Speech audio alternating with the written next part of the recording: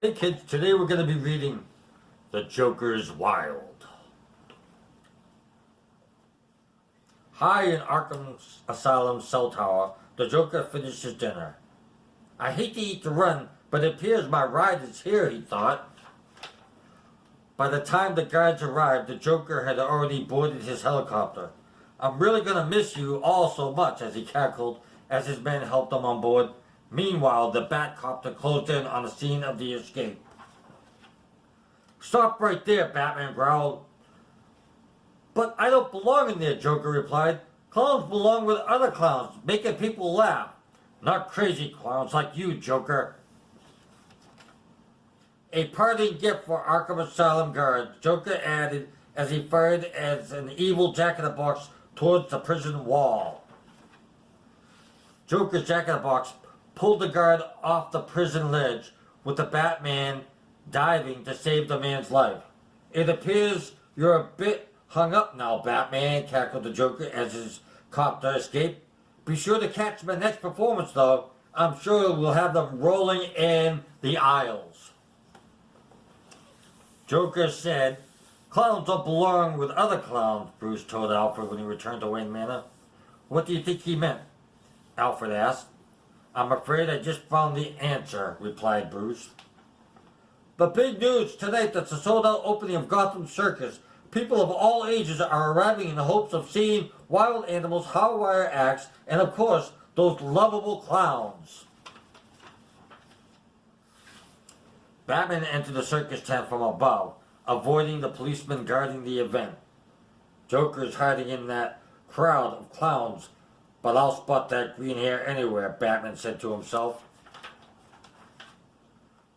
With a little help from the trapeze, Batman swung to the ground. Drop the laughing gas, Joker, he yelled. Don't be such a party pooper, Joker scowled. Just ask my friend, the human cannibal. This next act is sure to be a gas.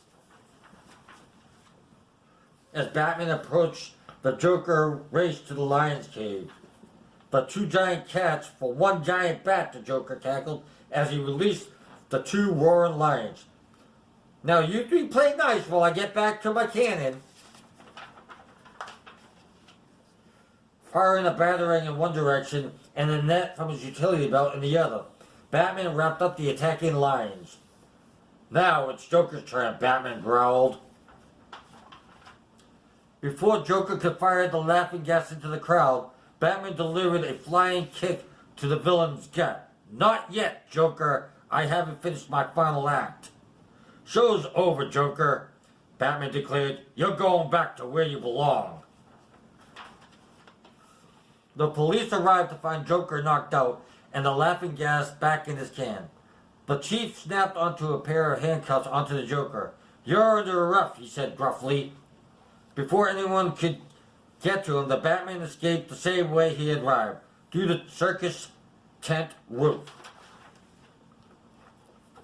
With the Joker behind bars, the Gotham Circus was back in business. I can't wait to see the clowns, said Bruce's date. They're my favorite. Hey kids, today I'm going to be reading another story called Batman and the Magician. This is a good one, really cool. Alright, let me get started. Many years before he became Batman, Bruce studied the art of magic with his master magician named Zatara and his daughter Zatanna. Bruce also learned the secrets of escape. Eventually, nothing could hold the young man, his shackles and chains and lockboxes, or even buried chests. Nothing could hold him. When Bruce began fighting crime as the famed Batman, the escape skills he learned from, Zatara, basically saved his life more than once. Over the years, Bruce thought about Zatara and Zatanna often. When he read in Gotham City newspaper one day that they were going to perform in a magic show, he was in the audience that opening night. Zatanna made her first appearance on stage with a burst of light and smoke. Then she amazed the audience with fabulous series of illusions, including one where she made two white tigers seem to float in mid-air.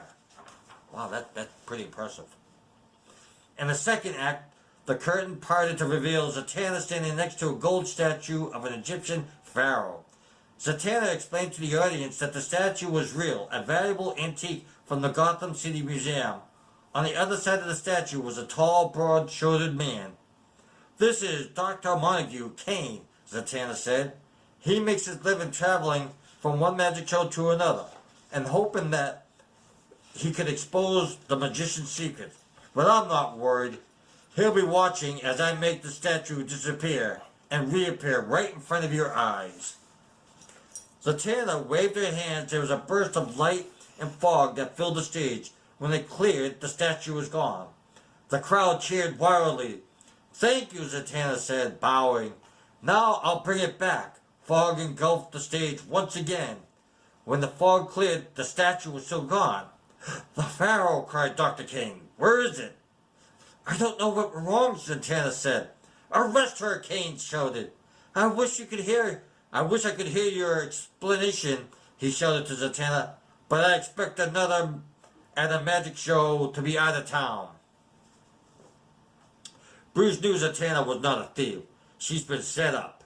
So he thought as he left the theater, "I have to help her." Zatanna was put into a police van, but Batman climbed into the Batmobile and caught up with the van, unseen. Batman jumped onto the rear bumper of the van, quickly picked up the back door, and freed Zatanna. "I'll explain this thing to the police later," Batman told the startling magician. "Right now, I need your help." Batman took Zatanna back to the Batmobile. Together, they drove to the new, empty theater. Using the bat rope, Batman and Zatanna climbed to the roof of the theater. Then Batman dropped the rope down through an open skylight and lowered him and Zatanna to the stage below.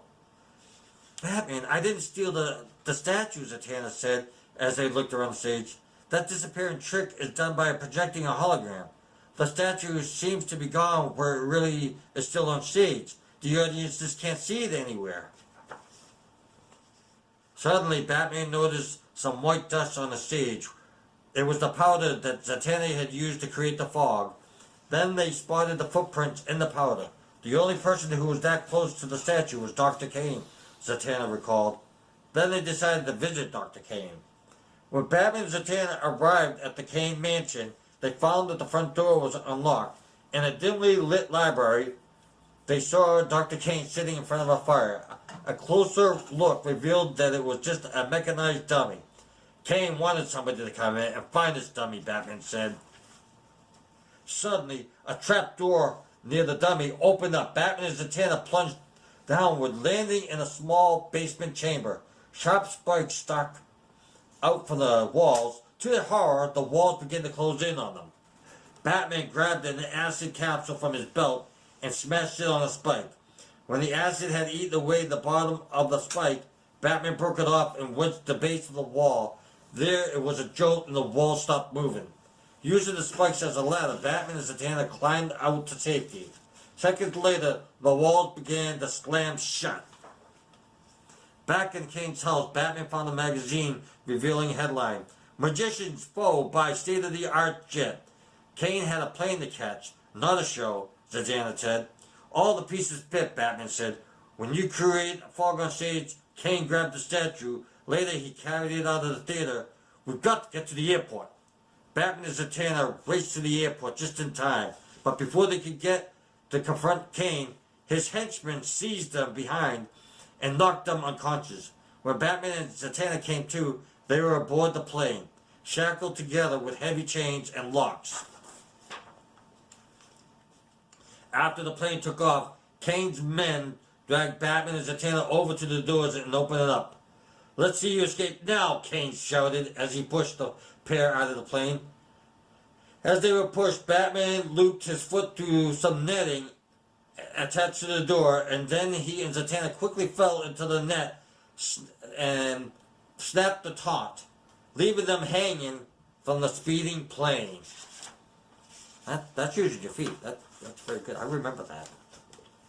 As they dangled dangerously, Batman twisted and turned until he was finally able to pull a lock from his belt.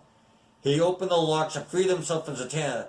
Then, crawling inch by inch, they pulled themselves up the netting back inside the plane. "Hand over the statue," Batman said, entering the cockpit. "You again!" Kane cried in surprise. Before Kane could make a move, Zatanna took the vial of flash powder from her pocket and hurled it to the floor. Fog filled the cabin, and Batman and Zatanna quickly overpowered Kane and his thugs. Batman flew the plane back to Gotham, and the police led Kane and his thugs away. Zatanna said to Batman, "Tell me one thing. How did you open those locks so quickly?" Batman responded, "I learned from a master magician, but that's all I'll ever say." With a sly smile, a magician never reveals his secrets. True story. Based on fictional events.